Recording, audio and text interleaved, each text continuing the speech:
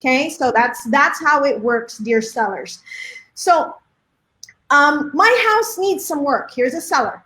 My house needs some work. Mhm. Do I need to fix all of this before we can use your system? The answer is absolutely not. No. And the reason why, number one, I don't believe in paying money in hopes of getting money in the future. That's just not, it's not always a winning strategy. It's a perceived to be winning strategy, but it does not always translate that way. However, there are some small things that can be fixed, like paint. I mean, what is a can of paint nowadays? $30, $40? That's a very minimal thing. That's a very minimal fix that can improve the home.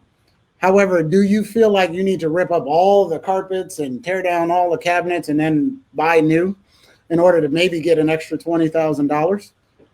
No. And the reason why is because what you put into that home, let's say cabinets, may be something that the buyer is going to rip out the day he closes on the house. Because Your you just taste, like it anyway. your taste does not equal the taste of somebody else. And so therefore you may make a mistake in what you choose to improve on the home, therefore costing yourself money there in addition to the money that you just spent on making the repairs. So the idea is to price it at a point that makes sense for any buyer to make any improvements if necessary, or those things that you think may be improvements may not be improvements. They might not even be necessary. Right. You know, somebody may like what condition it's in right now because they have come from a home that was much, much worse.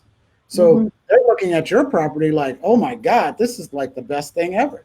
I'm in. Where do I sign? True. So, yeah. Well, they don't have, so in a nutshell, they don't have to fix, the major stuff like retiling or upgrading the kitchen or the bathrooms. They don't have to. We just need to price it correctly to take account for all the improvements that the buyer will need to make themselves.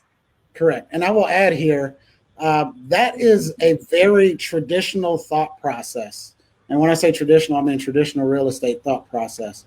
What they're hoping to achieve is that the sale of the home will be a lot easier if they don't have any roadblocks in their way.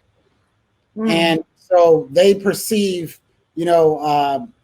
floors that don't look up to snuff to be a problem for them. So it's going to be harder for me to sell this home now because the floor isn't in the right condition.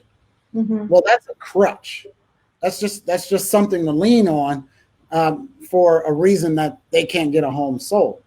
However, when you put people in the position that we do, buyers, in this competitive environment, and we show this social proof, people realize that, you know what, the floors may not be brand new. However, all these people here, there must be something here. This must be a nice house. And therefore, I should buy this house. And in the future, if I feel like changing the floors, maybe I'll change the floor.